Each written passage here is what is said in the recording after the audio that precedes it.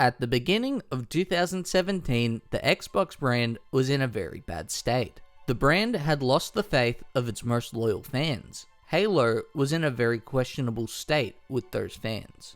Halo 5 was received well by the critics, but received mixed reception from the fans and was lambasted for its deviation from the Halo formula, and the direction 343 Industries were taking the Halo franchise. It's an instantly recognizable franchise which you can easily associate with the Xbox brand. A well-performing Halo means a well-performing Xbox. Xbox up to this point had 3 brands which were key to their success: Halo, Forza, and Gears. Microsoft had been trying for years to turn public opinion on the Xbox brand around. If they couldn't be the major superpower in the console space anymore, then they had to iterate and give value to show their worth. Their first big move was at E3 2015, when Microsoft revealed on the Xbox stage that Xbox 360 backwards compatibility was coming to the Xbox One. This immediately generated a lot of goodwill for the Xbox One, giving players access to the library of Xbox 360 games, which they were sure Microsoft had forgotten about. In 2017, Microsoft would take the next big step for the Xbox brand. They would introduce a very popular and influential service into the gaming industry. On February 28, 2017, Phil Spencer would post an announcement on the Xbox website.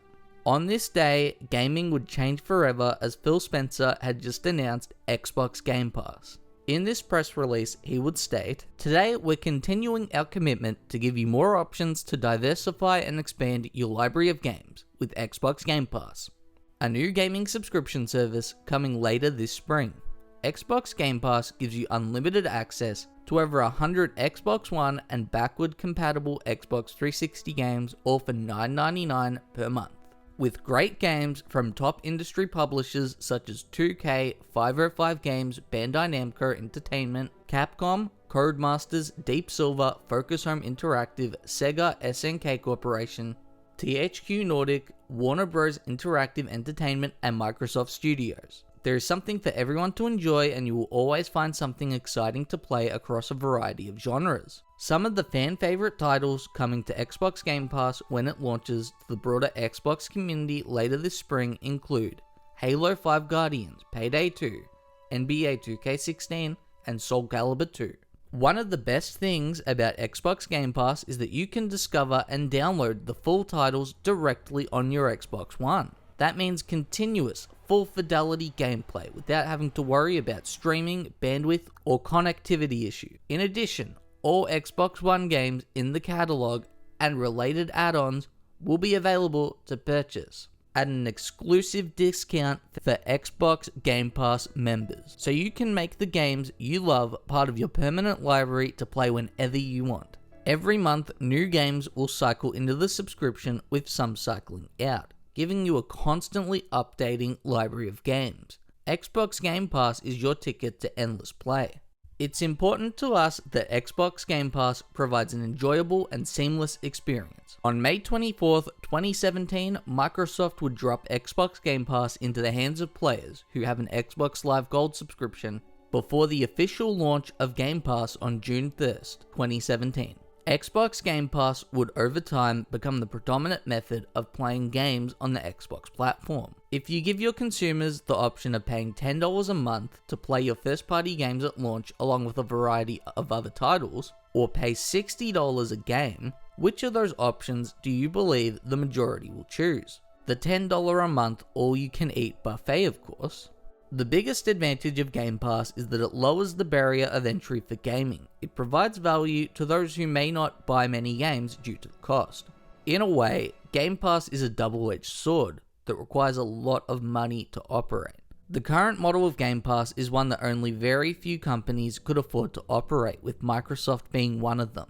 Not many, if any, companies in the gaming industry can afford to spend hundreds of millions of dollars on a game only to then drop it on a subscription service for $10 a month. The sheer volume of subscribers that Game Pass would require to make that back would be astounding. This is just speculation, of course, but I suspect the idea behind the current model of Xbox Game Pass is to change the buying habits of consumers. The aim is to cannibalize game sales in favor of the subscription model. Microsoft know that no other company that is currently a big player in the gaming industry would be able to compete in the same fashion. The hope would be that this would drive their biggest competitor, PlayStation, out of the market. This is why Microsoft have a huge emphasis on getting Xbox in as many places as possible. They don't care about console manufacturing or game sales. They're pivoting towards the service business. I'm not touching on it in this video, but this is why Microsoft want Activision. It's a very similar reason why Disney bought Fox. They want to bolster the content that they can offer on their service. At E3 2017, Microsoft would announce its next big move for the Xbox brand. Original Xbox backwards compatibility would be coming to the Xbox One. Phil Spencer was quoted as saying, quote, "The games will look and play better across the Xbox One family." There was one other big thing Microsoft would announce on the stage that year. It would be announced that Minecraft and Rocket League would now support crossplay between Xbox One and Nintendo Switch. It was immediately noticed that there was one party missing in that announcement. At E3 2016, Microsoft announced that they were willing to allow cross-platform play between Xbox and PlayStation. In response to this announcement, at E3 2016, a Sony spokesperson had this to say: "We would be happy to have the conversation with any publishers or developers. However, when the opportunity actually arose to put their money where their mouth is, Sony had now done a 180 and were very apprehensive towards crossplay." In an interview with Eurogamer, when Jim Ryan was asked about the situation in 2017, he responded thusly: "We have a contract with the people who go online with us, that we look after them and they are within the PlayStation curated universe. Exposing what in many cases are children to external influences that we have no ability to manage or look after, it's something we have to think about very carefully." The issue of crossplay was one that would persist for many months, ultimately culminating in crossplay integration in 2018. This was another instance of Microsoft attempting to make gaming more accessible, knocking down barriers that had always existed in gaming up to that point. At E3 2018, Microsoft would come with big news. They had added 5 new studios to the Xbox family. Microsoft had purchased Ninja Theory, who had recently released the critical darling Hellblade: Senua's Sacrifice, Playground Games, who Microsoft had been working with for years on Forza Horizon, Undead Labs, who they also had a relationship with in prior years due to the State of Decay franchise, and finally Compulsion Games, who would later release We Happy Few later in 2018. In addition to the 4 studios that had been purchased, a new one had also been founded: The Initiative. The Initiative would be located in Santa Monica, allowing the studio to hire from a very talented pool of workers. The studio would be made up of developers from Naughty Dog, Sony Santa Monica, Respawn, and Rockstar, to name a few. The main reason behind the existence of the Initiative was to create big budget games. In the years to come, it would be rumored that the Initiative were working on a new entry in the Perfect Dark franchise, with Playground Games rumored to be working on a brand new Fable. Microsoft had one big thing left to show at E3. They revealed the next entry in the Halo franchise. The trailer didn't showcase much, but garnered a lot of hope and fanfare because it showed that Halo was returning to its old art style, with the trailer featuring Master Chief in his original armor. With this one showing at E3, Microsoft had started to address the long-time criticism, where are the exclusive games? This time, they answered with, they will come eventually. Later in 2018, Microsoft would bolster their first-party family further with the announcement that they had purchased both In Exile and Obsidian. Obsidian and In Exile made a lot of sense because it would allow Microsoft to deliver a type of game they had been lacking in their exclusive library, the RPG. On October 8th, 2018, Microsoft would announce Project xCloud. xCloud is Microsoft's cloud gaming solution that would allow players to use Xbox anywhere on any device at any time. In a press release, Microsoft would say, ultimately, Project xCloud is about providing gamers, whether they prefer console or PC, new choices in, when, and where they play, while giving mobile-only players access to worlds, characters, and immersive stories they haven't been able to experience before.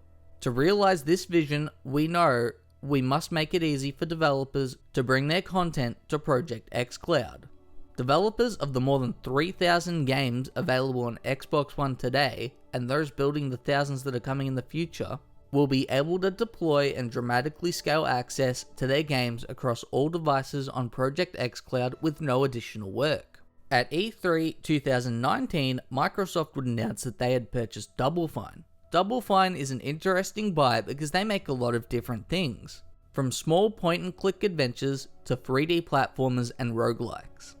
On September 21st, 2020, Microsoft would announce their intention to buy ZeniMax Media and their game publisher Bethesda. The Bethesda acquisition is one that makes a lot of sense due to the history and legacy that Bethesda has had with Xbox. On the Microsoft website, Phil Spencer said, "This is an awesome time to be an Xbox fan. In the last 10 days alone, we've released details on our 2 new consoles which go on pre-order tomorrow, launched cloud gaming in Xbox Game Pass Ultimate, and now we're making another investment in the most critical part of our strategy, the games." This acquisition would need to be approved by authorities around the world like the CMA and the European Commission. On March 9th, 2021, it would be officially announced that the acquisition was now complete. Phil Spencer had this to say about the newly completed purchase. "This is an exciting day for Xbox. Today, we officially complete the acquisition of ZeniMax Media, parent company of Bethesda Softworks. It's an honor to welcome the 8 incredibly talented development studios, Bethesda Game Studios, id Software, ZeniMax Online Studios, Arcane, Machine Games, Tango Gameworks, Alpha Dog, and Roundhouse Studios, and their passionate global communities to the Xbox family. Now that everything is official, we can begin working to deliver more great games to everyone. At every step building towards this moment, I've been inspired and motivated by the creativity, insight, and community first approach of the talented people at Bethesda. Our goal is to give these teams the best foundation for doing their greatest work, and to learn from them as we continue to build Xbox into an inclusive platform for all players." By adding Bethesda to the Microsoft family, Xbox now had 24 studios in their first party. This would give Microsoft the ability to effectively support Game Pass with new content every 3 or 4 months, with enough planning. Now it seems Microsoft are positioning Bethesda and their IP front and center as a huge selling point for the future of Xbox. Bethesda's new franchise Starfield is viewed as the flagship game for the Xbox brand in 2022. Halo Infinite would finally launch in November 2021. The game's story was loved by fans. It took things back to basics for Halo and acted as a soft reboot for the franchise. Halo Infinite would be a live service entry in the franchise, with the game intended to have a 10-year plan. The multiplayer was also loved by the fans, however, it quickly lost support due to its lack of content updates. Halo Infinite did not launch with Forge mode and did not receive it until late into 2022, a year after launch. The Halo franchise is now in an interesting state with Microsoft. I don't believe it is looked at as the premier franchise for Xbox anymore, by either the fans or Microsoft. With the de-emphasis of Halo, all fans can do is look to the future at all the upcoming titles that Microsoft have in the pipeline, like Perfect Dark, Fable, Redfall, and Starfield. Through a ton of careful acquisitions, Microsoft have managed to expand their first-party offerings for the future. They've been taking steps to future-proof themselves by creating one of the most prominent gaming subscription services, while also creating a game streaming service to expand their reach. I believe Microsoft's future and the Xbox brand lies more so in the service space than console manufacturing. All of this leads to one road, the revitalization of Xbox. If you enjoyed this video, be sure to subscribe to see more video essay and gaming content.